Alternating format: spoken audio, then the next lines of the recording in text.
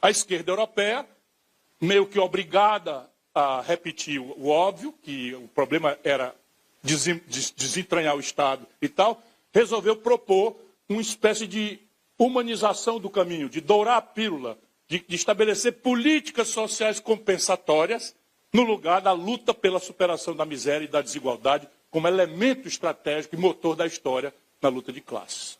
Esse é o drama. Aí o que é que faz o Brasil? Nosso problema nunca foi esse, mas copiamos com casca e tudo o que os babacas da Europa fizeram. Aqui está o nosso problema.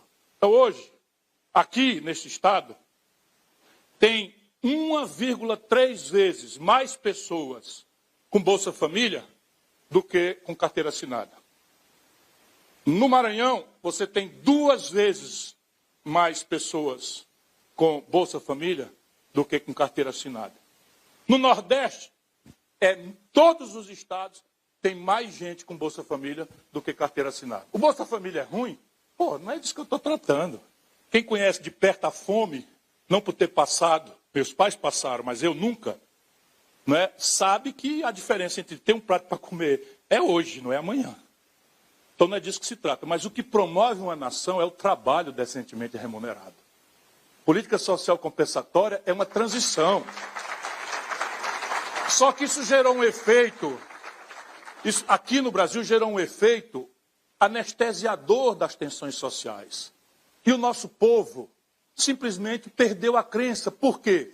Porque quando você aceita a mitologia neoliberal, ela vem com casca e tudo. O que é o neoliberalismo? É o desmonte do Estado. Quem são os agentes do Estado que tendem a reagir? São os políticos. Qual é o conceito? Esqueça que tem alguns políticos aqui na... Qual é o conceito que nós temos por média dos políticos? É mais ou menos parecido com merda de galinha ou coisa pior?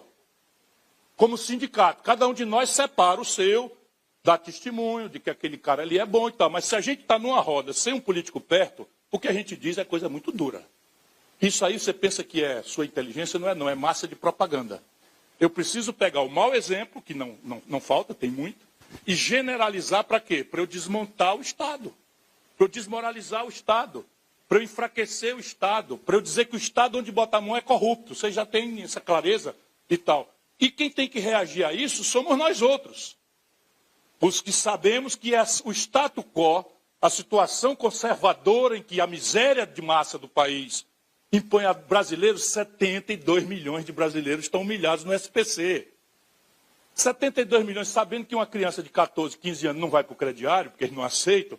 Nós estamos falando de quase a população adulta toda, meu irmão. Quase a população adulta toda do Brasil está inadimplente com o nome humilhado no SPC.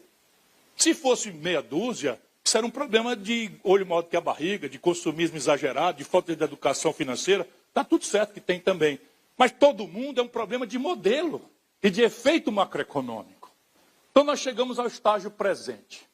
Volta aquela frase. Nesta marca, porque o Fernando Henrique trouxe o neoliberalismo para cá, e aqui ele tomou uma característica corrupta, orgânica. Não é corrupção de batedor de carteira, que tem muita também.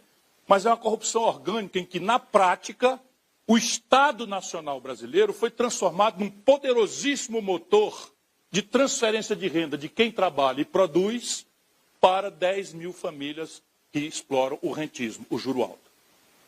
Então, basicamente é o seguinte, o juro que o Brasil paga há 20 anos, de novo, 20 anos é Fernando Henrique e Lula. Não muda, é a mesma coisa. As pessoas acham que eu ataco o PT, não, eu ataco o plantonista. Eu ataco o plantonista. Quando é o Fernando Henrique, é o Fernando Henrique, quando é o Collor, quando é o único governo a quem eu servi foi o Lula no primeiro momento, que eu achava que ele tinha boa intenção, e o Itamar Franco. O resto eu fui para a oposição em todos. Porque eu não estou atacando a pessoa, eu estou atacando o modelo, que é esse que produziu essa tragédia que nós temos no Brasil, e é ficando quase impossível de mudar. Eu explico para concluir, não é, por que eu estou dizendo isso, como apelo de que a gente levante e reaja. Enquanto ainda parece ter tempo, embora já esteja bastante complicado. Mas repare, quando a gente adota a mitologia neoliberal no Brasil, com casca e tudo, nós adotamos de um jeito em que o Estado vira esse motor via taxa de juros. Então a taxa de juros, que parece assunto de economia, de assunto da televisão, dos jornais econômicos, é um assunto da nossa vida. Porque é simples de entender. Se o governo paga por um papel mais do que o lucro da agricultura, da pecuária, do comércio, da indústria, do serviço, da lojinha, sabe, do camelô, a economia para. Por que a economia para? É óbvio, porque se eu tenho dinheiro, para que eu vou botar num negócio que me obriga a acordar cedo, correr risco, manejar fiscalização, confusão e o diabo? Se eu botar na renda fixa, eu ganho mais. O inverso, se eu não tenho dinheiro, que é a esmagadora maioria, como é que eu vou tomar dinheiro emprestado no banco para fazer um negócio que vai me dar um lucro menor do que eu vou ter que pagar de juros para o banco? Isso explica por que a economia brasileira está parada.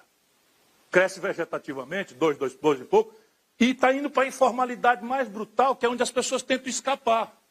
Sabe o que acontece hoje no mercado de trabalho do Brasil? É assim, ó, 39,4% do povo trabalhador brasileiro estão na informalidade. 7,4% do povo trabalhador brasileiro estão desempregados. E 3% do povo trabalhador brasileiro desistiram de procurar emprego. O IBGE tira de desemprego e bota na categoria desalento.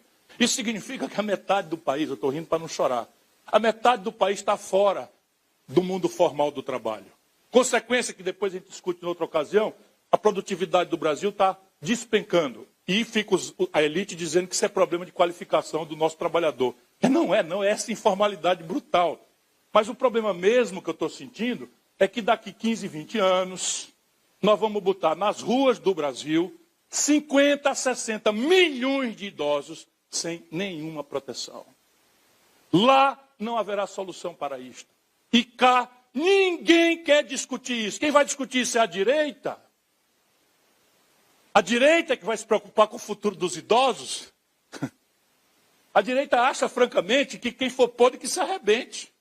É uma lógica. Mas a esquerda também não está falando nada, nem fazendo nada. Fica só reativa. E aí o debate é o quê? Deriva o debate, que nem os europeus fizeram. Ao invés de discutir emprego, salário mínimo mais barato do mundo, assim, ocidental, é o Brasil, eu já falei. Em vez de estarmos discutindo isso, é por causa da economia brasileira. Nossa economia é menos poderosa do que a de Honduras, do que a da Venezuela, do que a da Argentina. Não, é a mais poderosa de todas, só perdemos para os americanos. Passamos o Canadá em matéria de riqueza absoluta. Por que o salário mínimo é vil desse jeito? Por causa da equação fiscal. Por quê? Porque quase 90% dos benefícios da Previdência Social brasileira estão vinculados ao salário mínimo. Então, ao invés de eu resolver a equação da Previdência, eu estou aviltando o salário mínimo. Aí o Lula se gaba, estou melhorando o salário mínimo. Sim, senhor, está melhorando o salário mínimo. O salário mínimo brasileiro esse ano aumentou R$ 79 por ano. O que é equivalente a 1,5 kg de picanha por ano para o trabalhador. É isso que nós estamos esperando do Brasil? Estou perguntando. Isso aqui é o número. É o aumento do salário mínimo nominal. R$ 79 por ano. Equivalente a 1,5 kg de picanha. Com essa reforma tributária que estão fazendo aí, vão tomar de volta esse dinheiro todo. Se a carne fica fora, a cerveja vai pagar o imposto seletivo, que vai mais do que tomar o benefício de R$ 79 por ano do salário mínimo. Então, repare, veja onde nós estamos. Tem solução para isso? Tem. Mas é preciso, metodologicamente, que nós concordemos primeiro que do jeito que está não pode. Porque repetiu a premissa, isso é ilógico. Repetiu a premissa, a consequência é igual. Se eu repito pelos próximos 20 anos o que eu fiz nos 20 anos passados, por que eu vou esperar que seja diferente para o futuro do que foi agora? Isso é ilógico, não tem muito da dificuldade. Tem saída para mudar? Tem. Fluxo e estoque. Então, primeiro, esqueça a mitologia neoliberal, porque o mundo inteiro já esqueceu. Os europeus já esqueceram. E a agenda que eles substituíram de discutir saúde, educação, crédito, moradia, segurança, bala perdida, milícia, facção criminosa, que é a vida do povo, se deixar o povo parar para pensar nos problemas, o voto do nosso povo é progressista. É um voto para mudar. O que é que eles estão fazendo? O que é que eles estão fazendo? Propaganda estrangeira, que está dominante aqui dentro. Troca na cabeça do povo o lugar de pensar no voto. Então, eu agora não vou mais perguntar se você quer mudar, porque a segurança pública está uma desgraça. Eu agora vou perguntar se você é contra ou a favor do aborto. Quantas pessoas nesse auditório viveram na sua família essa tragédia? Quantas? Eu diria que 1%. Sabe quando foi o último júri popular que condenou uma mulher por aborto no Brasil, Magnífico? 22 anos atrás. Agora, sobe o morro, vai na favela e entra na moralidade, na religiosidade, na fé do pobre. Ele imediatamente troca na cabeça, em vez de votar por segurança, emprego, salário, taxa de juros, saúde pública, ele vai votar reativamente a invasão dos valores morais e religiosos dele, que a política não tem solução. Mas quem faz isso é a direita. Mas quem aperfeiçoa isso é a esquerda.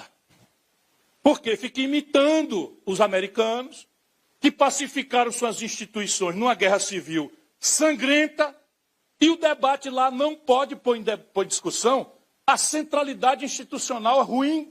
Não é que eles têm, é que nós temos. Vocês conhecem aqui alguém que defende o sistema tributário brasileiro? 100% das pessoas perguntadas são contra o jeito de o Brasil cobrar imposto. Vocês conhecem alguém que defenda as instituições políticas, que são a centralidade do regime democrático? Vocês não, as instituições políticas brasileiras estão muito boas, nossa representação está saindo sadia.